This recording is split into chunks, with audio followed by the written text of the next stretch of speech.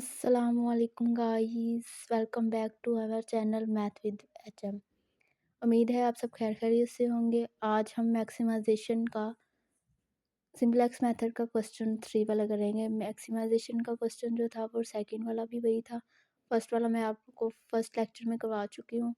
सो आज हम क्वेश्चन 3 करेंगे जो कि है मिनिमाइजेशन में। क्वेश्चन शुरू करने से पहले आप सबसे कहना चाहती हूँ कि प्लीज़ वीडियो को लाइक, शेयर और कमेंट कर दे और चैनल को सब्सक्राइब कर दे ताकि हर आने वाली वीडियो का नोटिफिकेशन आप पे पहुँच जाए।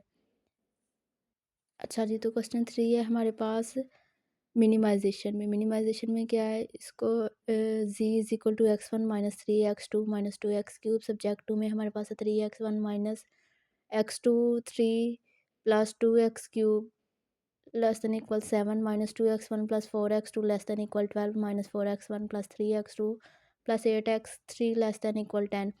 x1 x2 x3 जो है हमारे पास ग्रेटर इक्वल है 0 के। ये क्वेश्चन जो है सेम एज इट इज़ जैसे हमने मैक्सिमाइजेशन का किया था वैसा ही है, लेकिन इसमें मिनिमाइजेशन और मैक्सिमाइजेशन का डिफरेंस कहाँ पे आता है जी, वो हम सोल्यूशन में क्या करते थे, जो ये लेफ़्ट राइट साइड वाली वैल्यू वो सारी लेफ़्ट पे आ जाती थी, लेकिन इसमें क्या करेंगे मैक्सिमाइजेशन लिख के माइनस मल्टीप्लाई करवाएंगे जी के साथ। इसका एक ये वाली चेंजिंग शुरू में आएगी और एक इसके आंसर में चेंजिंग आएगी। माइनस कर देंगे उधर जाके ये प्लस का हो जाएगा, वहाँ पे हम ये वैल्यूज़ इस तरफ लेके आते थे, यहाँ पे ये जी राइट साइड पे जाएगा। बस ये मिनिमाइजेशन में फ़र्क है। उसके बाद नेक्स्ट क्वेश्चन हमारे पास Z plus x1 minus 3x2 minus 2x3 is equal to 0। Subject 2 में क्या आएगा जी, 3x1 माइनस सारी जो इक्वेशंस है वैसे की वैसे आ जाएंगी, स्लैक वेरिएबल्स ऐड कर देंगे s1 s2 s3, इनइक्वालिटी ख़त्म करके इक्वल आ जाएगा और 7 12 10 वैसे का वैसे ही है। अब हमारे पास जो है यहाँ पे बेस, इसको टेबल बनाना है। इसका टेबल कैसे बनाएंगे जी, सबसे पहले लिखेंगे बेस जी x1 x2 x3 s1 s2 s3 solution ratio, और कॉलम में लिखेंगे फर्स्ट कॉलम हमारे पास होगा जी s1 s2 और s3। अच्छा, अब क्या करेंगे जी, हमारे पास जो सबसे पहली इक्वेशन बनी थी वो ये है, Z plus x1 minus 3x2 minus 2x³ is equal to 0। यहाँ पे जी मौजूद है, मतलब यहाँ पे 2 3 कुछ नहीं है तो 1 तो ज़रूर है, तो इसका 1 लिख देंगे। x1 भी हमारे पास 1 है और माइनस x2 माइनस 3 है तो ये माइनस 3 लिख देंगे। फिर उसके बाद माइनस 2x³ है तो ये माइनस 2 आ गया।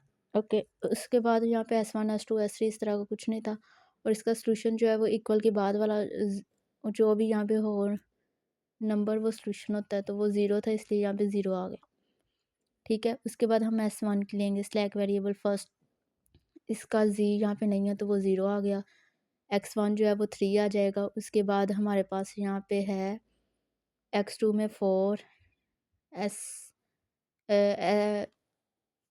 x2 में 2 है और स्लैग वेरिएबल मौजूद है s1, बाकी है s2 s3 हमारे पास 0 है, और सोल्यूशन में इक्वल के बाद क्या 7 तो वो सोल्यूशन में लिखा जाएगा। इसी तरह आप s2 की बना लेंगे और इसी तरह s3 की बना।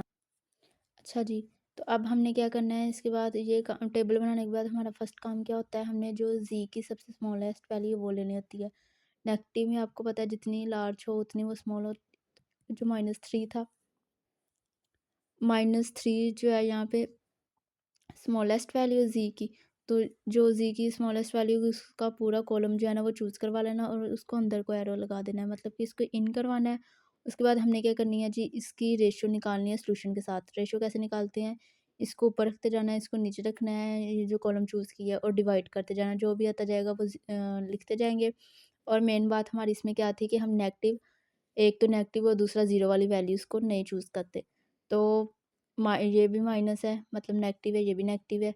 उसके बाद हम चूज़ क्या करेंगे, 4 और 3 की रेशो निकालेंगे। 12 को 4 पे डिवाइड करें तो 3 आ जाएगा, 10 को 3 पे डिवाइड करें तो 3.33 समथिंग। अगर यहाँ से अब हमने क्या देखनी है, स्मॉलेस्ट वैल्यू।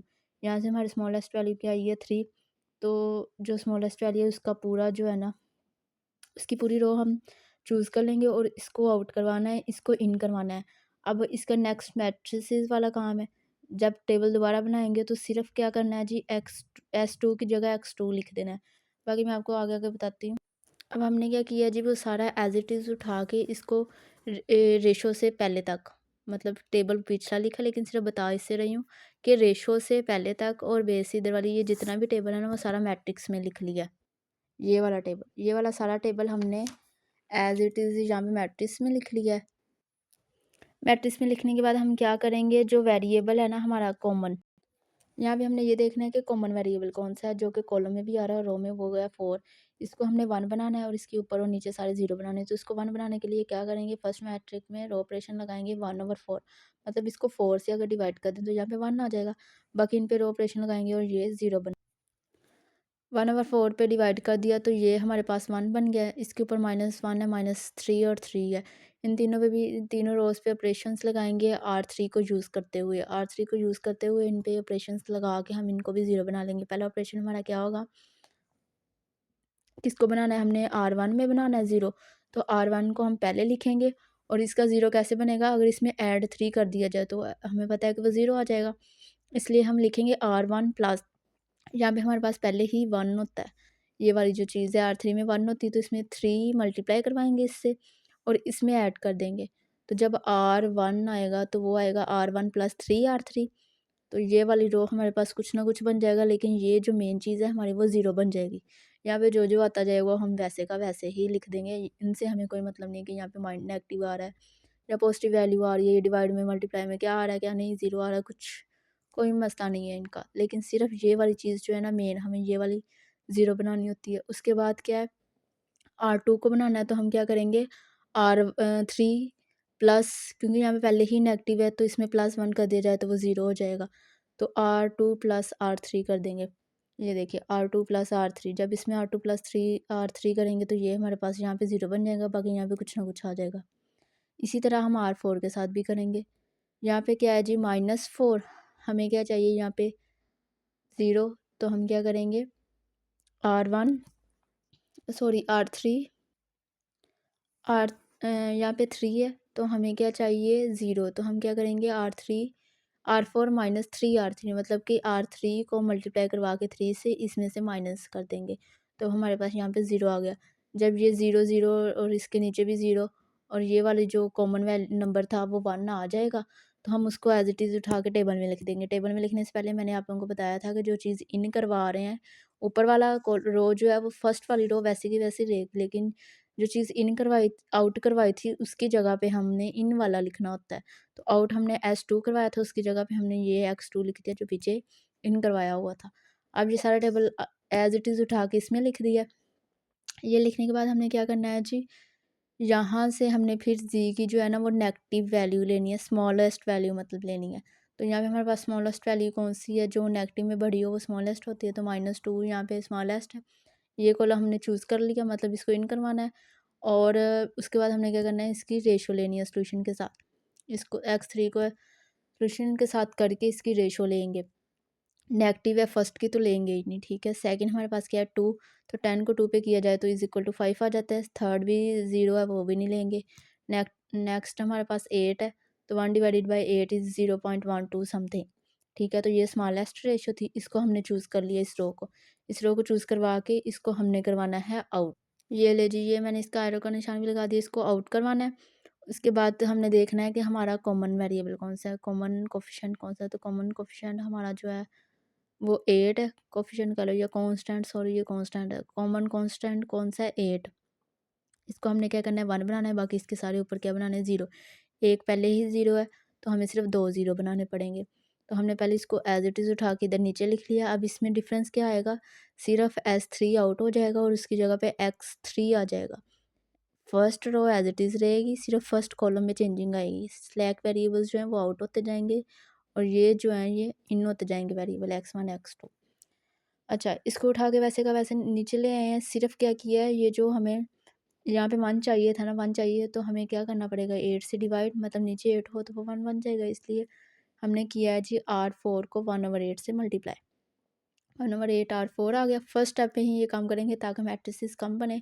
एग्ज़ाम में इसको सॉल्व करने का टाइम बहुत कम होता है। तो क्वेश्चन टाइम शॉर्टेज की वजह से हमने ये एक स्टेप कम किया हुआ है कि पहले स्टेप में इसका काम हो जाए। अच्छा जी, तो अब हम क्या करेंगे, इसको मल्टीप्लाई करवा दिया तो ये तो आ गया 1, यहाँ पे पहले 0 था। अब हम इनको और इसको 0 बनाएंगे। इसको 0 बनाने के लिए हमने क्या किया है, हमने इसको R1 + 2 R4 कर दिया है। हमारे पास क्या थी, R1 चेंज करना था सबसे पहले, तो उसमें कर दिया 2 R4, क्योंकि पीछे हमने देखा था कि यहाँ पे माइनस का 2 है, वो पहले ही नेगेटिव है, तो यहाँ पे +2 कर दिया जाए तो 0 हो जाएगा। इसलिए यहाँ पे R4 के साथ इसमें पहले मल्टीप्लाई करेंगे इसको 2 के साथ, फिर बाद में इसमें ऐड करवा दिया, तो ये बन गई हमारे पास 0। इसी तरह हम सेकेंड ऑपरेशन लगाएंगे, तो वो यहाँ पे हमारे पास क्या था जी, यहाँ पे हमारे पास 2 था लेकिन पॉजिटिव में था, तो इसलिए अब यहाँ पे हम माइनस करवाएंगे। हमारे पास आ जाएगा R2, ये वाला R2 - 2 R4, ठीक है। R4 के साथ 2 को मल्टीप्लाई करवाया, इसको जब मल्टीप्लाई करवाया तो बाद में इसमें से माइनस करवा दिया, तो ये भी हमारे पास 0 बन गई। ये 1 आ गया और इसके ऊपर सारे क्या बन गए जी, 0। अब इसको एज इट इज़ उठा के टेबल में लिखना है। ऊपर मैंने आप लोगों को बताया हुआ है कि पहले वाले वेरिएबल्स ही आएंगे। अच्छा जी, इसके ऊपर पहले वाले वेरिएबल्स ही आएंगे और फर्स्ट कॉलम हमारा क्या होगा, जो इन करवाना था वो था S3 था। इस बार ये देखिए हमारे पास आउट क्या करवाया था, S3, तो इसकी जगह पे क्या आ जाएगा, इसकी जगह पे आ गया X3, और बाकी S1 वैसे का वैसे ही है। बाकी ये ऊपर वाली तो एज इट इज़ ही रहनी है हर टेबल में, हर मैट्रिक्स में, ठीक है। फिर हमने क्या किया जी, इसको सबसे स्मॉलेस्ट वैल्यू लेनी है, तो अब हमारे पास जी की नेगेटिव में एक ही वैल्यू है, तो वो नेगेटिव में वही स्मॉलेस्ट है, वो वाला कॉलम चूज़ कर लिया। वैसे भी हमारे पास रह ही एक गया था, X1 रह गया था, तो मतलब अब यही वाला चूज़ होगा, क्योंकि ये X2 और S3 ये तो बन चुकी है, सिर्फ ये रह गया था, इसको चूज़ किया। चूज़ करके अब इसकी रेशो ना भी निकाले तो हमें पता है कि हमने इसको अगर इन करवाया है तो कौन सा यहाँ पे स्लैक वेरिएबल रह गया, S1, तो उसको आउट करवा देना है। अब ये कॉमन वेरिएबल ये है 25/8, इसको हमने R2 को पहले मल्टीप्लाई करवा देना है 8/5, 25 से उल्ट करवाएंगे, तो वो हमारा यहाँ पे क्या आ जाएगा जी, 1 आ जाएगा। जब 1 आ जाएगा तो बाकी इसके ऊपर नीचे हमने क्या करने हैं, 0 बनाने हैं। इसके ऊपर नीचे हमने 0 बनाने हैं, उस बनाने के लिए हम क्या करेंगे जी, रो ऑपरेशंस लगाएंगे। R1 के साथ प्लस कर देंगे 9/8, क्योंकि यहाँ पे -9/8 पहले ही है, तो R2 को पहले मल्टीप्लाई करवाएंगे 9/8 के साथ और बाद में प्लस करवा देंगे, तो वो 0 बन जाएगी ये वाली चीज़, ठीक है। उसके बाद हमने क्या करना है जी, थर्ड, मतलब ये और ये भी 0 बनानी है। ये तो 0 बन गया, अब इसको बनाना है, ये -1/2 है, तो हम R2 को मल्टीप्लाई करवाएंगे 1/2 से, फिर बाद में ऐड कर देंगे, क्योंकि ये नेगेटिव है तो ऐड करेंगे तो ये 0 हो जाएगा। उसके बाद हम R3 पे काम करेंगे, हो गया। अब R4 पे काम करेंगे। R4 में आपको नज़र आ रहा है कि पहले ही -5/16 है, तो इसमें हम R2 को पहले मल्टीप्लाई करवाएंगे 5/16 से, फिर इसमें ऐड कर देंगे तो ये 0 बन जाएगा। अब इसको एज इट इज़ उठा के टेबल में लिखना है। फर्स्ट रो हमारी वही की वही रहेगी जो हमने फर्स्ट टेबल बनाने वक्त लिखी थी, और ये वाले सारे वेरिएबल्स एज इट इज़ उठा के टेबल में लिख देंगे। बाकी हमारा ये सारा जो है ना आ जाएगा। अब इसके नीचे हमने एक स्टेटमेंट लिखनी है, सिर्फ वो क्या होगा, इसके नीचे जो स्टेटमेंट लिखनी है वो कुछ यूँ होगी, this is the optimal table and optimal solution are. अब सोल्यूशन आर में हमने कौन सी लिखनी है, जी के सामने वाली जो सोल्यूशन में वैल्यू आई हुई है वो लिख देनी है, और उस एक्स की जो सामने आई वो लिख देनी है, और X2 की, X3 की, ठीक है। जो जो भी बन रहा है वो हम एज इट इज़ लिख देंगे। लेकिन अब आ गया यहाँ पे फ़र्क मैक्सिमाइज़ और मिनिमाइज़, ये तो था मैक्सिमाइज़ का। अब मिनिमाइज़ में हम क्या करेंगे, हमने यहाँ पे क्वेश्चन के शुरू में माइनस से मल्टीप्लाई करवाया, तो हम अगेन इसके आंसर को भी माइनस से मल्टीप्लाई करवा देंगे। सो ये था हमारा आज का क्वेश्चन। उम्मीद है आप सबको समझ आ गई होगी इस लेक्चर की। प्लीज़ लाइक शेयर कर दें और वीडियो पे कमेंट कर दें। अगर कोई ऊपर नीचे बात हो रही है, कोई बात समझ नहीं आ रही, तो प्लीज़ आप कमेंट में पूछ सकते हैं। अल्लाह हाफ़िज़, मिलते हैं नेक्स्ट किसी वीडियो में। Thank you.